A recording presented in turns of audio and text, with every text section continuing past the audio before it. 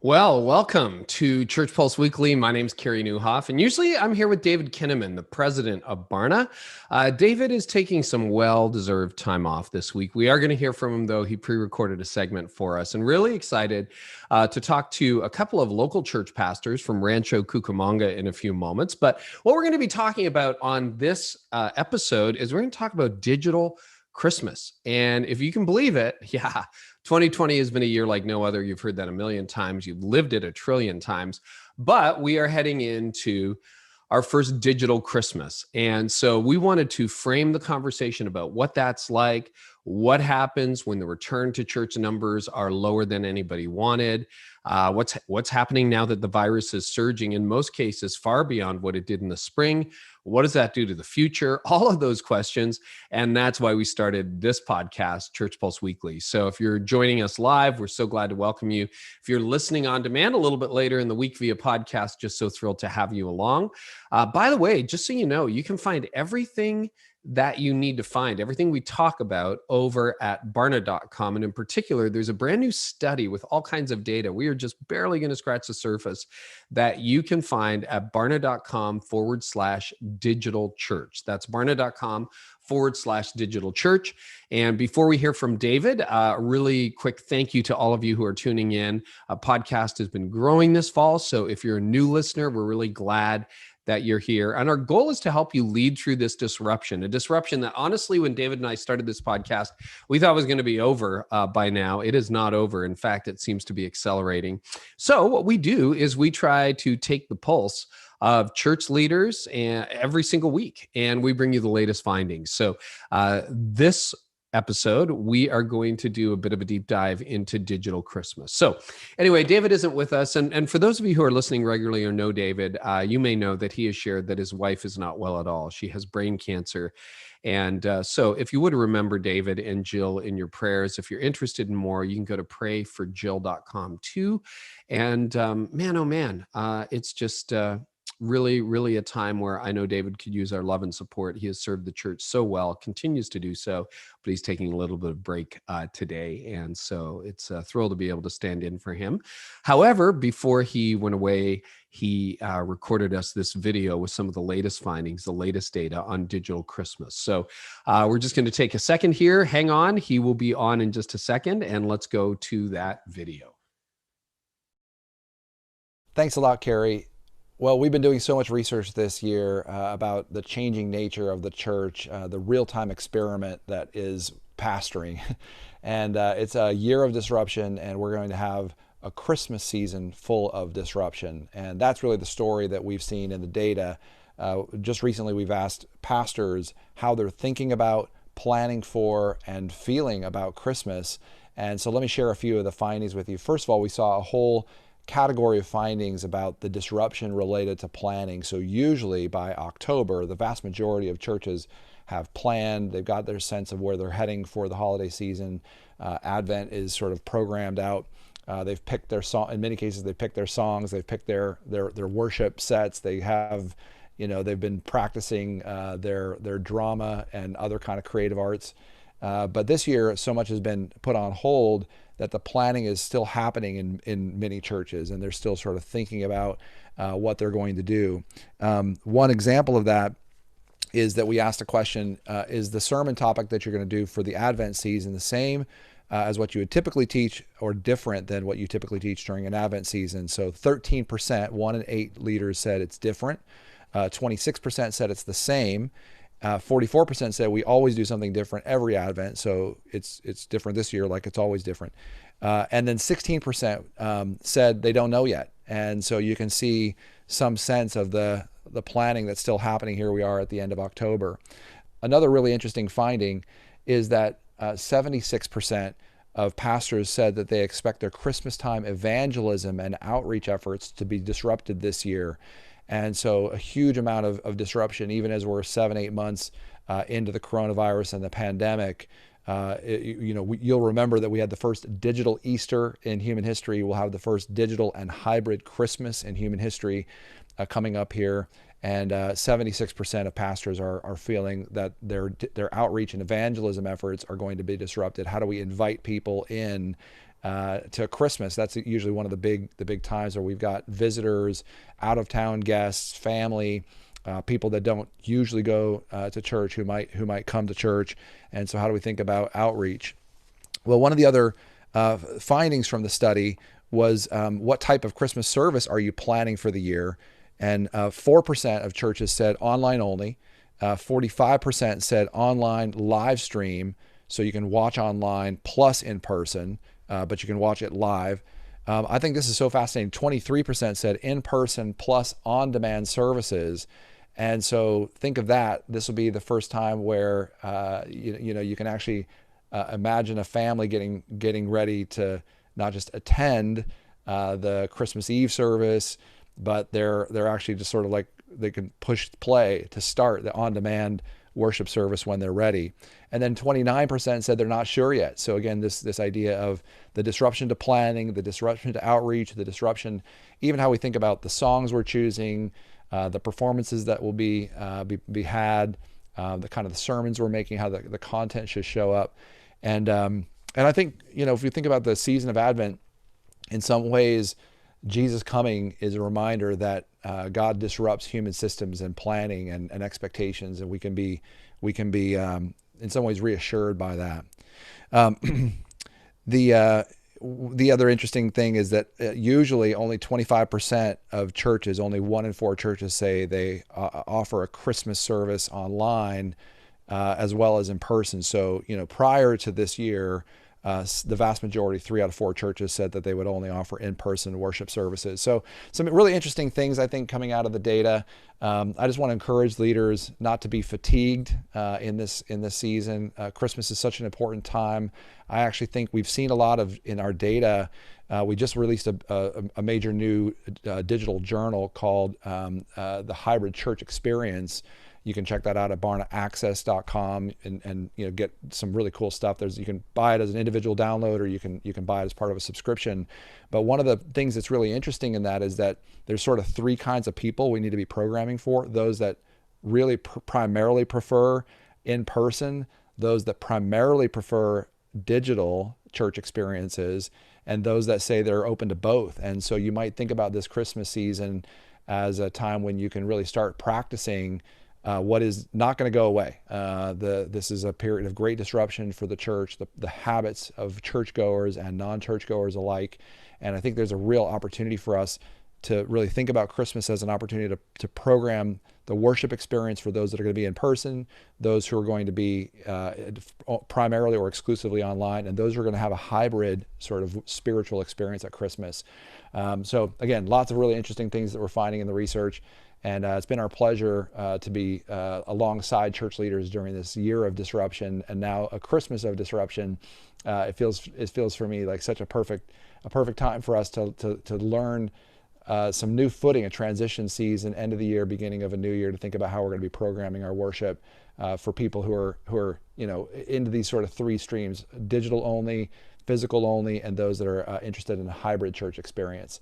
So anyway, those are some of the things we're finding from the research, and just a massive encouragement to you as leaders. Like, keep your chins up. Like we're going to get through this together. And thanks so much for letting Barna be what we hope is a helpful guide as we go through these months of disruption together. Well, let me just echo what David said. We're going to get through this together. And I got to tell you, it is super challenging. It is really challenging. I do a lot of writing over at my website, and obviously Barna is publishing data more regularly than ever before. David and I have talked about it. Sometimes it feels like almost depressing, right? It's like, oh gosh, do we really have to share this news that people aren't feeling ready, that the mental health of pastors seems to be not in a good place? And yet I really think reality is one of our best friends as leaders. I remember I had a moment as a leader in my late 30s when I had a staff member walk into my office, and he goes, "I got news." And he goes, I said, "Just don't give me any bad news. I don't want to hear any more bad news." And he goes, "You know what? there's no such thing as good news or bad news. There's just news. And I've never forgotten that. That was Rich Birch, by the way. Thanks to Rich for that insight, because there is news. And I find that leaders who tend to cooperate with reality when they realize what's going on, that maybe this crisis is here to stay, that perhaps it's deeper than they thought, those are the leaders who come out on the other side stronger.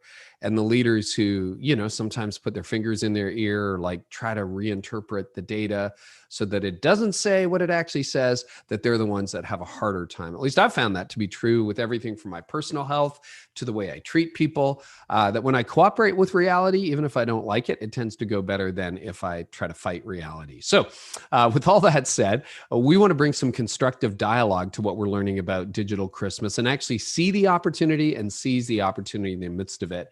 And so to do that, I have a couple of leaders joining me today, and I want to invite them into the conversation. Aaron McRae has been the lead pastor of Hillside Church in Rancho Cucamonga for about the last 8.5 years. Welcome, Aaron. And Brian Wurzell is joining us as well. Brian is the executive pastor of Weekend Experiences and the creative director there. Welcome. We're so glad to have you both on Church Pulse Weekly this week. Hey, Carey. Awesome to be with you. With you. Hey, so I hope we're able to hear what David shared about digital Christmas. Anything strike you as like surprising or encouraging or discouraging? Why don't we start with you, Aaron?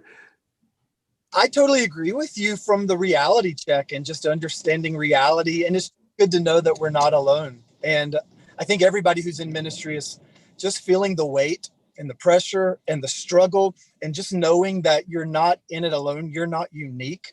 That's helpful, but it's a real challenge to try to be able to discern a couple of months ahead. Where are we going to be in this current condition, and still to make plans? And so just to be adaptable and flexible and improvise all along the way. But, I think for me, back to what you said, just the reality check of hearing, we're in this together. We're in this together. I'm not the only one struggling. That's an encouragement personally, just because I can feel isolated. I can feel all alone sometimes. Yeah. And we all have those moments in our church as leaders, where it really is just you. Everything's going well for other people, and you've got this unique problem that you have to solve. But this does make it unique. Like, no, these are conditions kind of beyond our control that we're all trying to navigate together. Brian, I'd love your take on that. Any thoughts you have from listening to David present the data?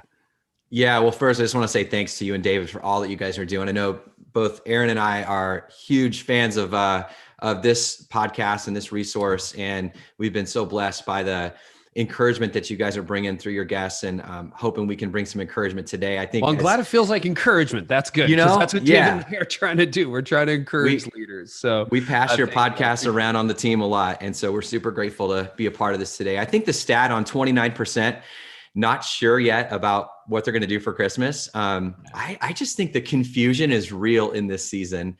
And I think this idea that we're supposed to know how to do whatever it is that we're going to do, it's a daunting task to lead right now. And I just want to encourage church leaders that if you're in that 1 in 3 group, that 29% group, and you don't have a plan yet today, and it's October, you're trying to look towards the future, don't be discouraged. You're not alone, and there's still time to get a strategy together, and to believe that God is going to use you and this season and whatever it is that you're about to put together to reach people in a profound way in this moment in time. So one of the things I was really looking forward to talking to both of you about is you have a larger growing church. How many people would you see pre-COVID? Like back when we used to know how to count church, what would you see? We were about 3,000 on a weekend. Yeah. So 3,000 people on a weekend, which is a really good sized church, but you were not streaming live, right? You didn't have a live component prior to COVID. So can you take us back to March and what that moment was like for you guys and for your church? Yeah, I'll take a stab and then let Brian correct me everywhere he is off. But March 12th, we gathered in what we called a war room, and we had sticky notes all around with options and possibilities of what we could do. We adopted this unofficial Marine Corps motto, day one: improvise, adapt, overcome. And we just said, this is what we're going to do. And I think we had like a 3-week, a 6-week, and a 12-week plan. And we thought, definitely it'll be over by 12 weeks. We'll be through this, be back to normal. Yeah. Oh, definitely. Totally. Everything changed, but not the improvise, adapt, overcome. And here we are in October, still trying to figure out how do you improvise, adapt, and overcome. But our team just really took that motto to heart and did it so well. And within 3 days, we launched online church. I mean, it was something we were planning on doing. We had a little bit of the infrastructure. We have antiquated equipment. Brian can talk about that. But our team, it was all hands on deck. And so we were just so thankful for a staff that said, we're going to do whatever it takes to make this happen. And for a congregation that was incredibly flexible, and they embraced overcome, adapt, improvise along the way too. So we were really blessed and fortunate to have a strong team through that. Brian, what would you add? Yeah, for sure. I think that rainy day, March 12th, that Thursday before that weekend launch, it was a scary day for me in my role in church world, just because I was seeing the writing on the wall that online was our future and we weren't online yet. And so probably like many leaders who are listening that found themselves thrown into the thrust of how do we do this? How do we take what we do and let it translate into an online situation with standard definition equipment, a broadcast mix that's not quite there yet. So all of those pieces, trying to figure out how do we move forward together in taking what we uniquely do on the weekend out into the world. And so we those early days, we were broadcasting, streaming from the campus, and then we went hard lockdown. So then we were pre-producing everything, which was a whole nother, I feel like, slight nightmare because you're passing files around through the internet postal service, and then trying to produce a weekend gathering with some live hosting and some bookend stuff. And then Aaron had a great idea in the midst of it. He said, I realize we're in SD on our campus, and we're not high definition yet. We're not even close to 4K, but sometimes you got to go to war with what you got. And so just being grateful for the equipment that we do have. And while we wish we were in high definition at this moment, and that is part of our future plan to get there soon, at this moment, we're still in standard definition, but God has used our weekend experience.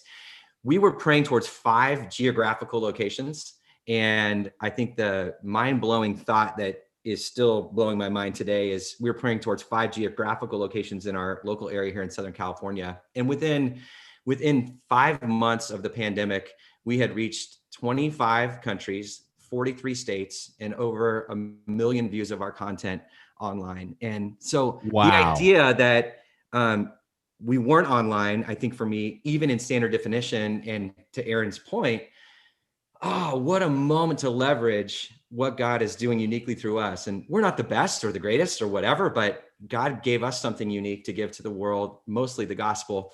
And I think we're getting to see God use that to reach people that nobody else is reaching. Well, I want to underscore the mindset. Thanks for sharing that. And thanks for being honest about the fact that, 7 months, 8 months into this, you're still not in HD or where you want to be. But I want every small church leader to hear that who feels under-resourced, because I think that there is like this game we all play in our heads that says, well, if I was a big church, I'd have it all figured out. And, if I had 3,000 people, we wouldn't have any problems because we would have the money and the people and the team, and we'd be ready for a moment like this. And it's just refreshing to know. And of course, we all know that. I mean, we've had Andy Stanley on saying he had to figure out how to preach again, right? Without people in the room. Like Andy Stanley's like trying to figure out how to preach again in 2020 and doing a decent job at it. But we have this narrative in our head that says it's easier for everybody else, but it's just not. What have been in the first 6 months, since lockdown, and you guys are in California, just to underscore that. So it's not remotely open. And, Aaron, you're doing this interview in your car because you've lost power because of the Santa Ana winds, but at least you're not near the fires and don't have coronavirus. So, I mean, we are literally leading in that environment today. What have been some of the good, bad, and ugly of being online in the first few months? Yeah, the weekend aspect of it is, like Brian said, we've been able to see people who would have never engaged with Hillside. And so just to see the reach of the gospel, like was said earlier, I think David said that, in a digital Easter where more people heard the gospel from a church like Hillside than ever would on a normal weekend. That's amazing. But then also as we've seen even some of our discipleship venues shift to online, and just how you can actually connect with other people through Zoom, actually do Bible study. You can actually have accountability. You actually can experience some of the one another's in Scripture, even when you're not together. And we've seen that. That's some of the good. Some of the bad, some of the ugly, I think, is that it's just not over yet. And so Zoom fatigue. I didn't wear glasses before this. I can't even hardly. I'm fatigued. Our people are fatigued, and I think we're also just exhausted. Like, when online is the only option, it's exhausting. When it's an option amongst other options, it seems to be something that feels like, hey, that's a viable thing for me to choose on any given week. But when it's our only option, it just has really created some exhaustion and frustration and real longing for personal connection. Brian, what are some of the successful channels for you to have 1 million views over the course of 2020 and not have an online presence, and to be in so many states and countries is interesting. Where are you finding traction? How is this happening? What's your strategy behind that? Yeah, it's an ever moving target, but I think some of the church online resources that Life Church has put out, we're streaming that through our website on the weekends. We've got Is that what you're using? Are you using Life's platform? So we're live on 3 platforms every single weekend. And currently, up until this last weekend, we had 4 gatherings. We would broadcast 2 live, because if you're like us, the first one is like, oh my goodness, what are we going to shore up? How are we going to tighten things up? And then Aaron always likes to get one more stab at the message too. So we've been broadcasting live at 2 of those experiences, and then rebroadcasting at our back 2 experiences later throughout the day.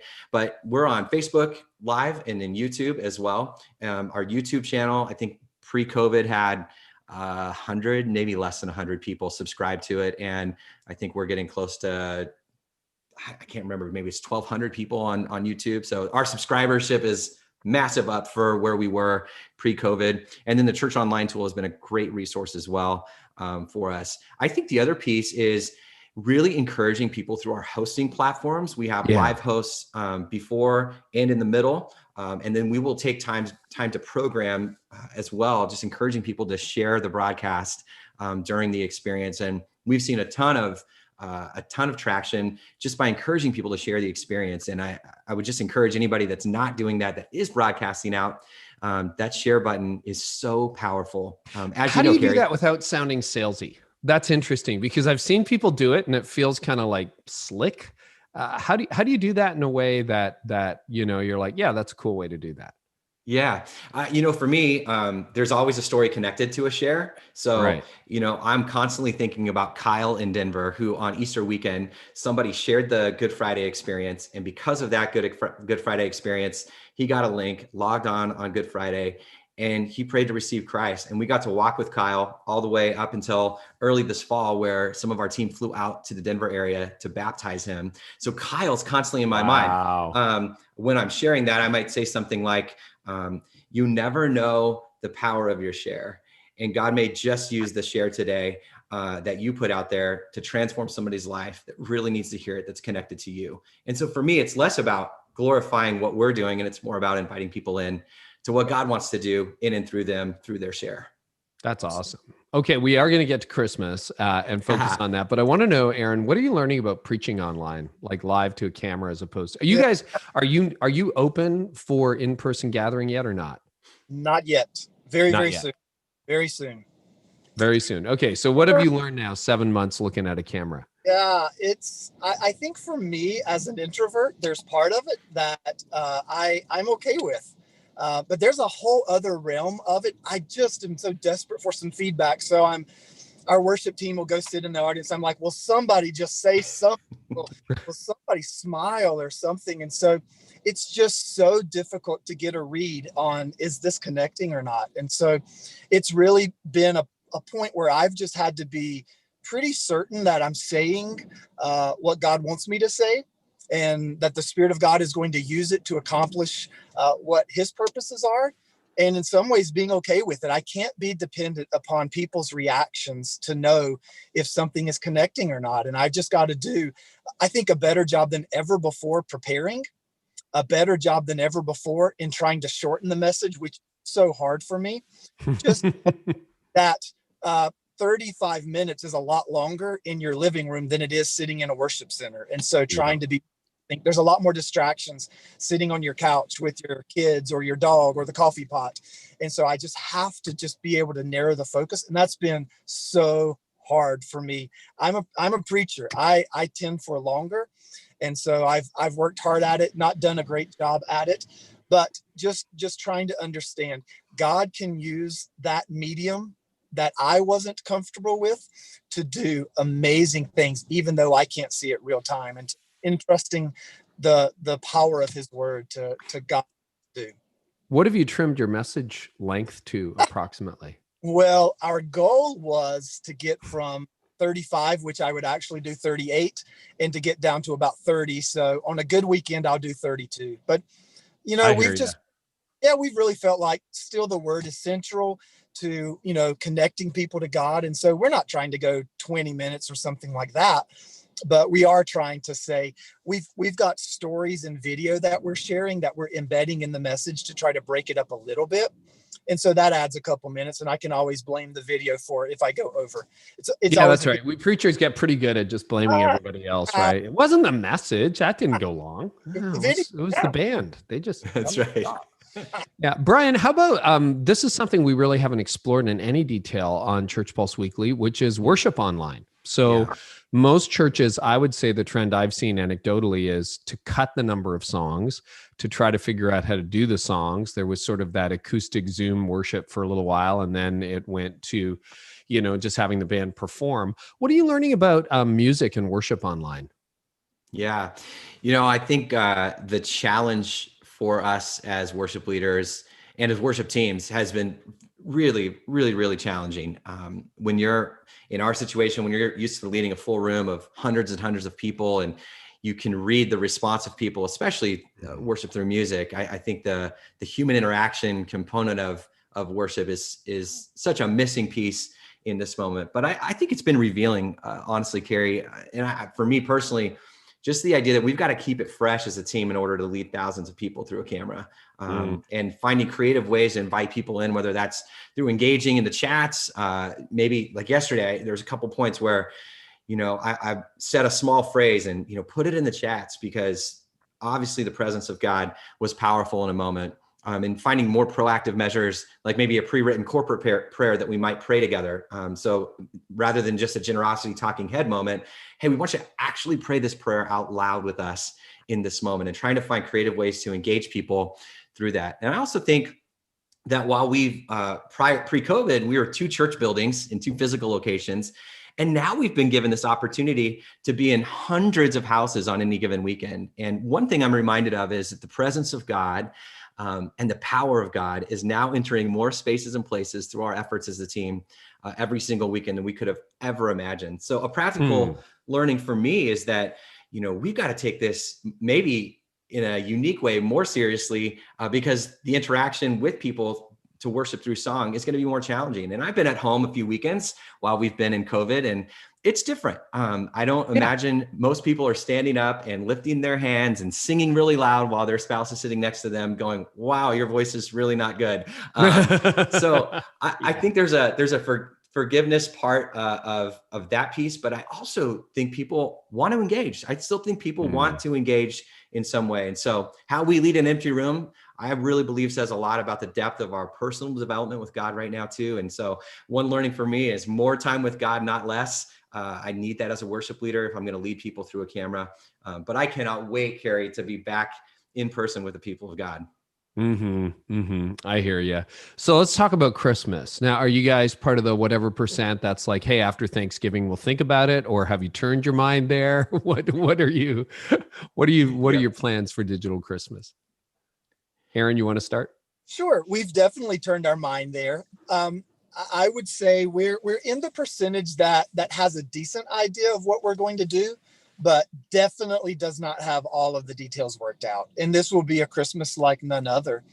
And Brian and I actually even served together in Arizona before this. So we've been together serving in ministry for 12, 13 years. We have a long-standing tradition of Christmas Eve's a big deal.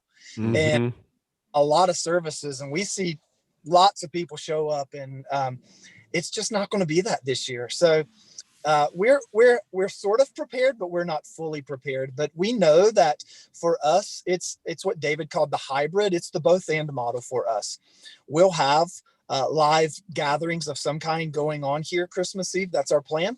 But we'll also have an online option, and we're creating something really sort of unique, and it'll be different than what we ever do. We really feel like it's an on-demand kind of opportunity, but it's not just watch us do a pre-recorded set from the worship center. It'll be more family-centric and friendly and almost TV Christmas special-ish. But we feel like that's something important for us in this season. So you're going to be more intentionally intergenerational. Yeah, I think one of our biggest thoughts is this, and I know the topic of evangelism came up of 77%. I wrote this down, saying outreach evangelism is going to be disrupted. We feel like this year we have a unique opportunity to put the sharing of the gospel as a central part of a family's Christmas experience. And so if we can do that through song and through message and have a family gather in a living room, and maybe people from out of town, grandma's there, that neighbors could be invited over and they could actually hear the gospel proclaimed, shared in their living room for their friends and family. And then they could even have a part of a follow-up discussion. That's a unique opportunity many of us have never been able to have. And so could we seize that opportunity this Christmas in a unique way? I love your framing of that too. Yeah. And when I read that stat, I thought, what do you mean disrupted? I think you should think it's accelerated. Like this is an opportunity, and it is an interesting flip. So we've been online at Connexus, where I'm founding pastor, for almost 5 years. But it's interesting because we have flipped the switch off on Christmas Eve, and I don't know why. Like, it would be an interesting team discussion. So this will be our first. We'll be online only just because of the way things are here. I'm sure we'll be online only, but it'll probably be the biggest Christmas, like by far, hands down, that we've ever had. Brian, what are you thinking from a programming perspective for Christmas Eve? Yeah, it's a great question. And we are definitely the hybrid model. So trying to figure out how do you stack teams for this kind of unique experience that Aaron's talking about that we're going to create that's going to be on demand. How do you create teams that are aiming towards Christmas Eve? In our historic past, it's been a big whiz bang pow Christmas Eve experience. So a lot of planning, a lot of prep, a lot of investment goes into the Christmas week. And I think trying to figure out how do we do that, and then do it well live streaming online as well. So it's kind of 3 portals we're doing: live streaming this Christmas Eve experience, in person at Christmas Eve. And then also the third piece would be the on-demand piece. And I think the part that I'm most interested in, to Aaron's point, is this on-demand experience and working with our communications team to try to figure out how do we set up a landing page that literally walks our people through and kind of in some ways handholds our folks to be able to have some creative ideas about how to use the on-demand experience in their Christmas weekend. So as a family, here's what you can do. Here's some creative ideas of when to use it, how to wrap it up. Maybe you're not out loud prayers at your house. Here's a prayer that you could pray. But for the first time, I think the idea of inviting people into creating a spiritual moment around Christmas in their homes with the people they love the most. I think there's probably people that have been praying for their relatives for decades. And this may be the first Christmas that they're never going to step foot in the brick and mortar, but through an on-demand experience, it could be one of the greatest evangelistic opportunities we've ever seen. So that's kind of how I'm dreaming, thinking, praying towards. I'm excited about our in-person experience and what we'll do on Christmas Eve, but this on-demand thing really has me geeked out. Any thoughts, and maybe you don't know this yet, but when you will release that on demand? Like, would you release that prior to Christmas Eve, on Christmas Eve, after your live stream is over? Because there is almost, the reason I'm asking the question, there has almost been a scarcity mentality among many church leaders that we will show it on demand after, but if you're pre-producing it, like what are your thoughts around that? It's a great thought. I can give my thoughts, Aaron. And my thought is, we're going to a creative meeting here. Okay, that's great. So. Exactly. You're helping us tease this out, Carey. But my thought is that the weekend before Christmas, which is the 19th, 20th, that we would have that thing ready to roll. And that on the week of the 20th, or the weekend of the 20th, we would launch to our people this resource and the landing page. and really help people throughout that week coming into Christmas, which is on a Thursday. Christmas Eve is on a Thursday, recognizing that there's a unique opportunity over Christmas week to share this experience. Because I think people are going to be uniquely gathering throughout the week of Christmas and beyond. So that's kind of my initial thoughts. Yeah, I think the same thing. I think the traditional Christmas experience is no longer there. People have different experiences with Christmas. And so for us to give people really, truly the both and approach, it's not either or. It's not engage with us online or engage with us in person. I think that both and really creates more opportunity. And some people will do both, and giving them the freedom to do an online experience on demand whenever it works best for them, not just what's best for us as a team, is really valuable.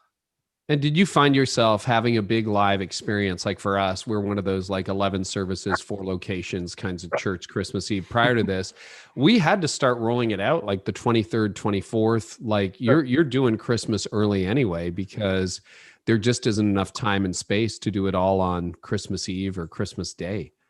Yeah, I totally agree with that. I really believe that we've got to be probably more prepared this year than ever before, especially with those resources to get them in front of people. And I think you're just giving me a creative idea right now too, Carey, which is fun. The idea that this on-demand experience doesn't have to be an exception or a choose, but even on Christmas Eve for our in-person experience and our live online, there's an on-demand experience. We want to encourage you to share this with your family over the weekend. So leveraging every resource and outlet through the week of Christmas to push towards that on-demand experience. So I'm taking that one home with me from today. I think that's really cool, because there is that sort of scare. If your goal is to get people in a room, it's a different level of thinking than if your goal is to get people to access a message, the gospel, or whatever. Thinking okay, because I want to ask this question. I won't forget. So let's just ask anything else on digital Christmas that you're thinking about as you get ready. I think that's all I have right now. Yeah. That's enough, right? Yeah, that's right. We're going to do our best and we're going to create something awesome. I think God's going to do something cool this Christmas. How will you get the message out? Is it social media, email? What is the best way that you are finding to inform your people and their friends about what you want to do? Yeah, great question. I actually was thinking about this, and as our Christmas planning team has been getting together over the past month, a couple of the ideas that have come up, in addition to those kind of standardized communication methods, email, social media, the weekend, all of those things. We're also talking about the Christmas season. So, for us at Hillside, the Christmas season really starts after Thanksgiving. So how do we leverage post-Thanksgiving up into Christmas to do something cool? And so, just a few creative ideas, just in case some people are like, man, I'm just totally stumped. I have nothing. Like we're talking about things right now. Again, these aren't inked, but I'm just going to throw them out there.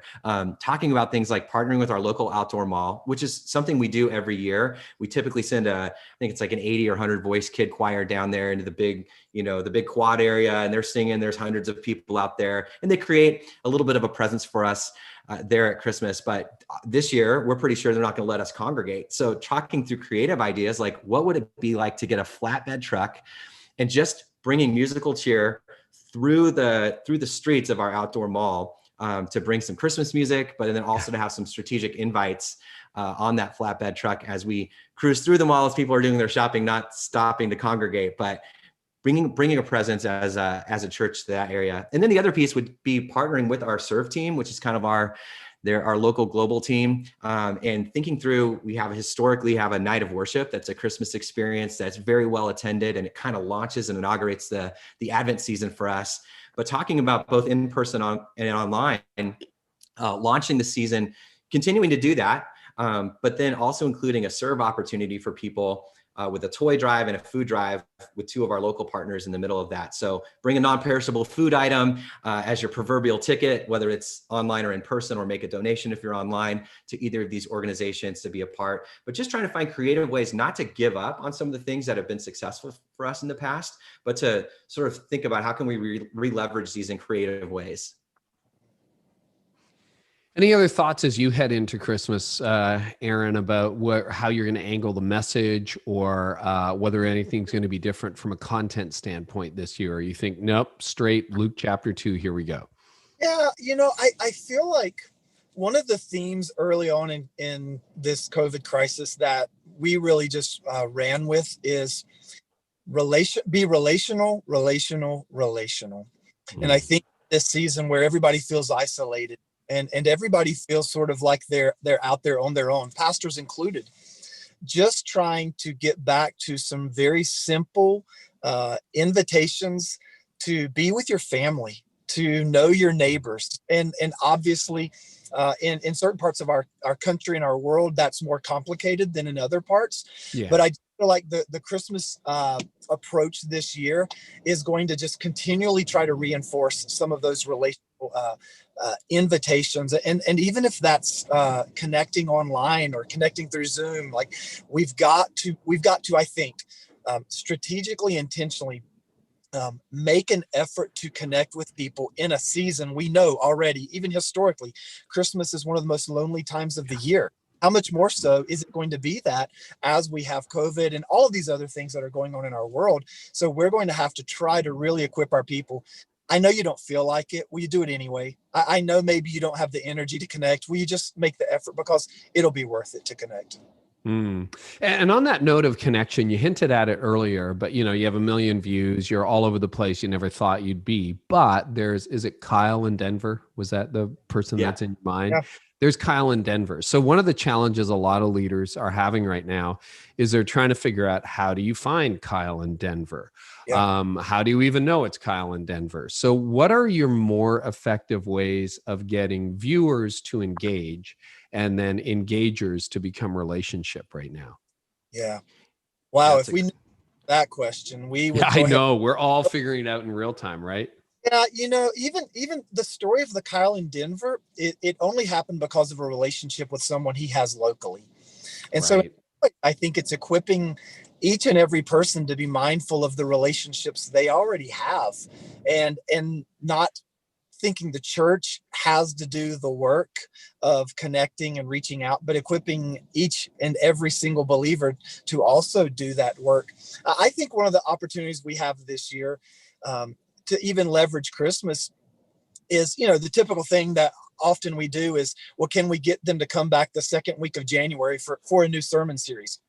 But it's even, can we leverage even what we do on Christmas to try to get people in groups, to try to get people connected, to try to get in that Bible study or that book study that maybe would be a thing that would hook them for a 6-week series versus a one-time sermon.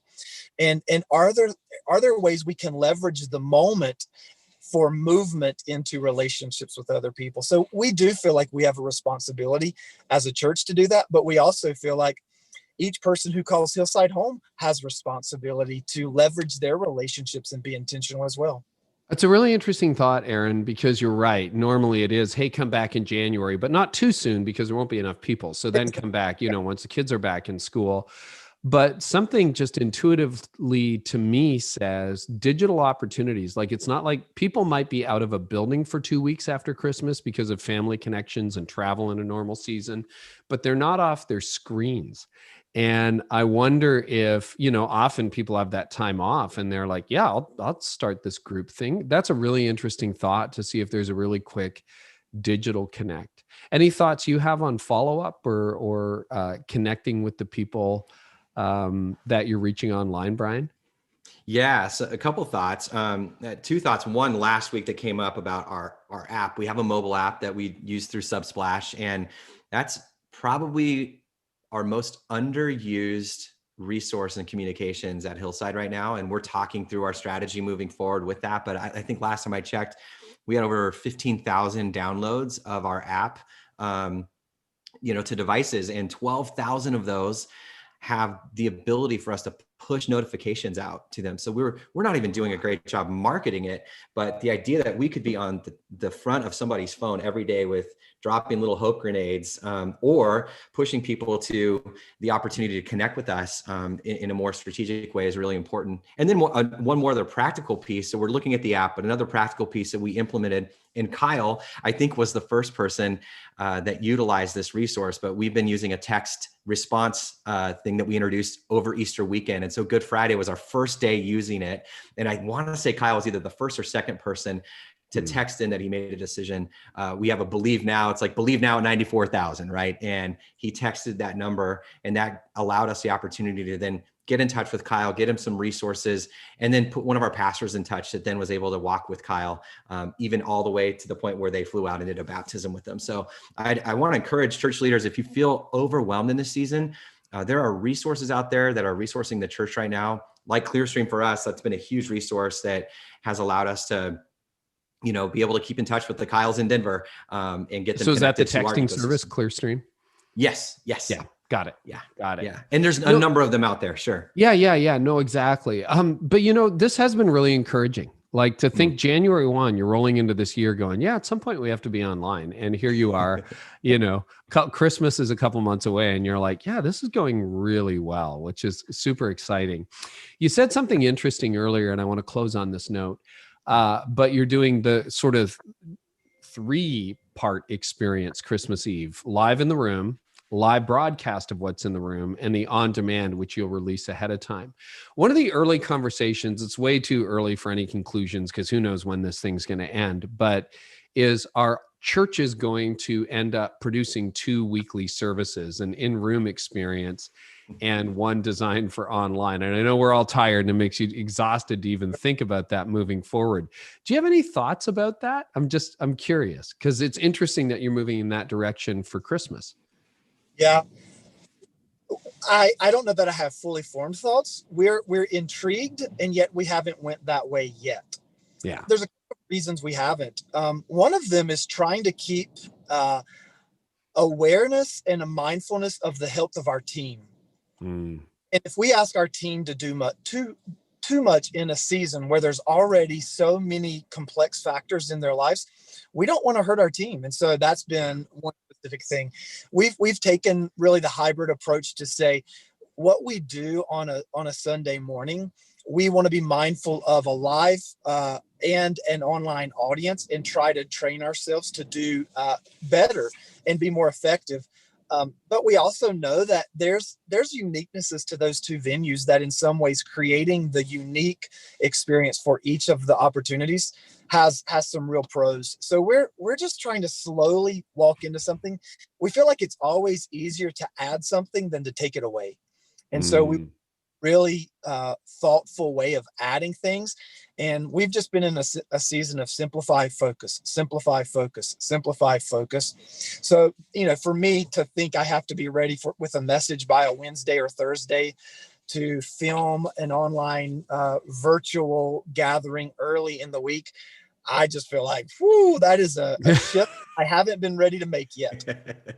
Got it. Thanks for that transparency. Brian, any final thoughts on future worship?